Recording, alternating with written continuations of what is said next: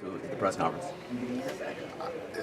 It was dark, man. It was the darkest press conference I've ever been a part of. But, Conor McGregor is the master of mental warfare. I said it before, and I'll say it again, man. I think he's better than anybody, even Ali. You don't ever want to say anybody's better than Ali, but I think when it comes to the mental war game in this sport, or any other sport, Conor McGregor is the best ever. Some of the things that he had come up with today, did you even know what he was talking about with some of these things, like Putin and all this stuff? Here's the thing about McGregor, too. He's so good at it, he studies. He studies every little thing. He talks to people. He finds out stories inside of a guy's camp. Look at the whole thing that he did on The Ultimate Fighter with Uriah Faber, with T.J. Dillashaw and Cody Garbrandt and all those guys. At one point he had Cody Garbrandt jumping up trying to fight him. He is the master. He is the best ever to do it. Nobody does it better than Conor does. In hindsight, the right move to keep it away from the public, to keep this a private event? Yeah. I questioned it a couple times going in because I love having the fans be a part of everything that we do, but I absolutely made the right decision on this one. I felt it halfway through the press conference, and I'm definitely feeling it now. How do you think it would have been different if there were fans here? I think there would have been a lot more energy, and I think that there would have been a lot of Khabib supporters and a lot of Conor supporters, and I don't know. I just don't think it would have been a positive thing. I think it was much better this way.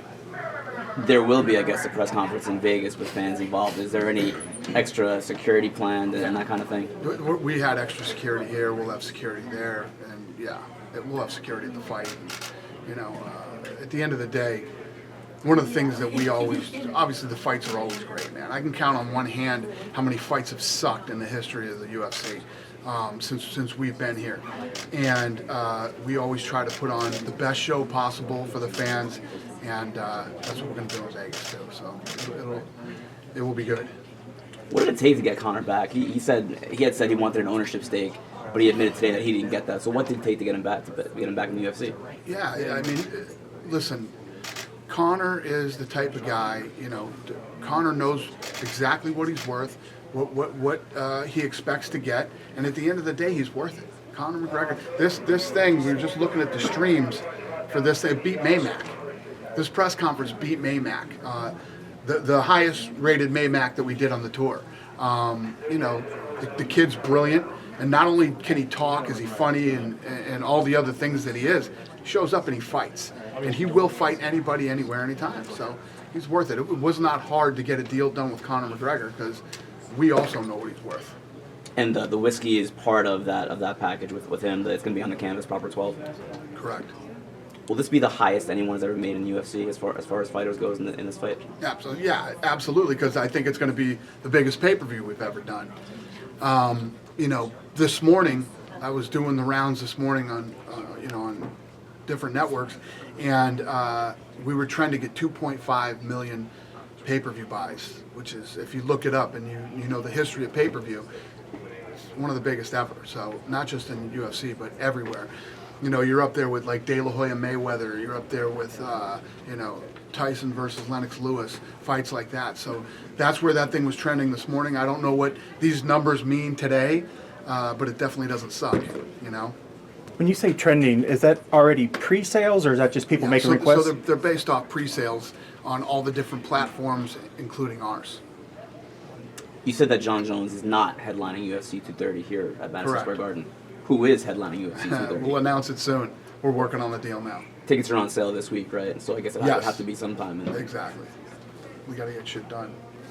He did, and when there's that much tension and you're managing it and kind of keeping, I know when he grabbed the whiskey and he was trying to offer it, I saw you kind of making sure he wasn't going to drop in his face or something like that. That's exactly what I thought he was going to do. Yeah, when you're doing that and then you get them in the square off and then somebody like Ali Abdelaziz is in the back and he starts talking, how disruptive is that sort of bad, thing? and that's one of the things that I tried to avoid at this press conference. It's bad enough when the two fighters are going at it, but then when the camps start to get involved, that's when shit goes south, and that's what we were trying to avoid here with everybody. Does that give you a little more pause for, like, as you go into fight week, like just contemplating that sort of thing? We were very smart in the way we handled this today, and we will be even smarter at the next one and at the fight. Due to the passion of the crowds that are going to be for these two fighters, are you guys doing anything different or beefing up security for this particular event? There's going to be security, and we're ready for this. We're ready for this. We made this fight. This fight's going to go off. There's a lot of bad blood, and I'm sure there's even more now. And this will be handled literally perfectly for the fight, for the fans, for everybody. Everybody wants to see a fight, man. So we will make this thing work. You had a few NYPD officers on stage during this. Was that their idea or your idea? Yeah, well, obviously New York is concerned after what went down here last time. I think the commission here is concerned after what happened last time, and frankly, we're concerned. So, listen, it isn't a bad thing to have a little. I ain't as fucking young as I used to be, so it isn't too bad having some backup. All the things that Conor said today, do you think Khabib is affected by any of that? Yes. You're not human if that doesn't affect you. It's impossible not to infect you. And Conor knows that. Conor came in and did what Conor does. That's why I say it. He's the best ever. There's never been anybody better at the mental warfare game than Conor McGregor. He's the absolute best of all time. Do you guys ever talk to fighters after the fact about maybe what they bring up there? Do you ever try to reel them in or just let them go for it? This is the fight business, man. This is not the nice business. It's the fight business. And mean things are going to be said. Things that are probably out of bounds are going to be said. But the beauty of fighting is, on October 6th, they will step into the octagon and everything will be settled. Dana, there was an incident on the plane yesterday for Conor McGregor. Do you know exactly what happened, or can you talk about exactly what happened on the plane? I have no idea. There's something with security and... I don't know anything about Gotcha. it. But, yeah, I know New York was a little nervous about Conor being here. So the state of New York and the commission and everybody was concerned. Because obviously, I mean, if you look at the press conference today, these guys hate each other, and this is serious to both of them. What do you think about Mayweather-Pacquiao two coming up possibly? Yeah, I mean, I think that I think they'll both make a lot of money. You know, I don't think it'll do what it did the first time, but I think it will. I think it will be very profitable for both of them. Think it'll do better than Conor Khabib?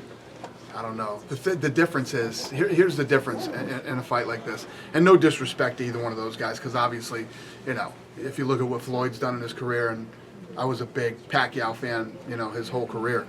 But what fight fans really want and what fight fans love are two animals who are in their prime, you know, and fighting for the belt or dislike or whatever it might be, like this situation with these two. The reason this fight is so big, because this is a real fight. This is a legit fight with two of the best in the absolute best in the world, undefeated, you know, Khabib and Conor McGregor, who's incredible. At the end of the day, that's what sells and that's what fans want to see. With John Jones coming back and Daniel Cormier saying he wants to defend his title again at light heavyweight before he fights Brock, what does that mean? Is there any chance those two coincide? We'll see how this thing plays out. First of all, Cormier's hand is still messed up from the fight with Stipe. So, you know, we'll see how this whole thing plays out. I have literally no answers about any of that yet. What do you think the odds and are? This thing just happened yesterday with Jones. Right. Who saw that coming? He's not in shape. Yeah. He's got to get in shape and train. There's turmoil going on right now in his camp. You know, there's a battle between Cerrone and the camp split in half. Half of his guys are over with Cerrone. The other half are over there with the other guys. And I don't know. What are the odds you think that Cormier will be able to defend his light heavyweight title before he fights Brock, and then, as he says, he's going to retire in March next year? So, say that again? Do you think Daniel Cormier will be able to defend his light heavyweight title and fight Brock Lesnar before he retires it, when he says he's going to retire in March? Cormier? He hasn't said that to me. Well, he said he was going to retire by his 40th birthday, which is March. Got it. Everybody says that. That's what they all say. Yeah. Retiring isn't as easy as it sounds. Yeah, you spoke to John Jones. Have you talked to him since this? Just in text. Yeah. Not since this thing. Not since this happened yesterday. I've been You seem like home like 5 days this month, so I haven't really been. You seem like you had reservations, obviously, about putting him in a big spot, and then we did UFC 214, and the whole thing goes down, and here we are again. Do you have more of a trust, I guess, with him through this process somehow coming out of the back end of this? Do you feel like you could trust him again in a big spot like that? I don't know. I mean, talking about trusting him is whatever. This is his life. This is his life, he's had obviously a lot of opportunities, and he's getting another one. Let's see what he does with it. This past weekend, Golden Boy had a presser with Liddell and Ortiz 3. I don't know if you saw that. They actually said some decent things about what the UFC had done, but then they also said about how they wanted to change the pay scale. I didn't know if you saw the presser or had thoughts, or maybe are sad about the fact that the fight's even happening in the first place. Of course I am. I don't think it's any secret how I feel about Chuck Liddell personally and professionally. And, listen, I don't want to shit on his deal that he's going on, and I hope he makes a lot of money. I hope the event is very successful for them, and, but I wish it wasn't happening. I don't think that Chuck Liddell should be fighting, and that's why I begged him to retire 10 years ago. So, I hope it's very lucrative for him, and he does well. Is there a time frame for Woodley Covington? Is that the fight? Well, yeah, that's the next fight that needs to happen. So, obviously, Woodley just fought. Colby couldn't fight because he was hurt. So, we'll see how that thing plays out, too. That couldn't end up at MSG, could it? It could. I highly doubt it, though. I highly doubt it. When does Logan Paul make his big UFC debut? That guy would get murdered here. He would get hurt badly. Hurt badly. Yeah. If I ever let him fight in the UFC, I should be arrested. Okay? And everybody's gonna go, you let CM Punk fight in the UFC? But hey, no hate for the kid. Good for him, man. Look at the business that guy has built on YouTube, and the number of pay-per-views they did on YouTube. They did 800,000 at $10 for two guys that fight fans have never heard of, I guess you would say. So he's built a great business for himself. Good for him, and it's awesome. But trust me, don't play around over here. You will get hurt.